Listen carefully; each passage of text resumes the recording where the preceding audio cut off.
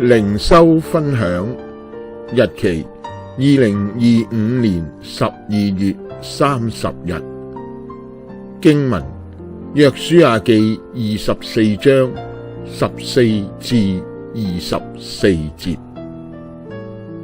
約書亞要求以色列百姓選擇要侍奉外邦神明定係侍奉上帝。百姓回想上帝至今嘅引領同埋保護，選擇要侍奉上帝。約書亞講：若侍奉外邦神明，忌邪嘅上帝必會殲滅佢哋。但百姓依然立志要單單侍奉上帝。今日我哋基督徒身邊太多未信主嘅人，佢哋有意或無意利用我哋嘅愛心同埋善心，叫我哋喺日常生活同埋工作上筋疲力竭。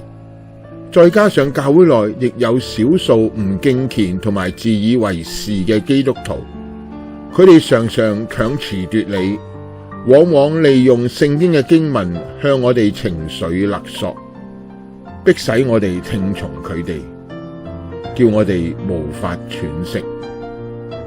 因此，越嚟越少嘅基督徒立志要單單侍奉上帝。其實，凡立志在基督耶穌裏敬虔度日的，也都將受迫害。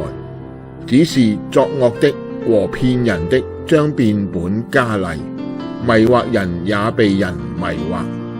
至於你要持守所學習的和所確信的，因為你知道是跟誰學的，並且知道你從小明白聖經，這聖經能使你因在基督耶穌裏的信有得救的智慧。提摩太後書3章12至16節。阿們。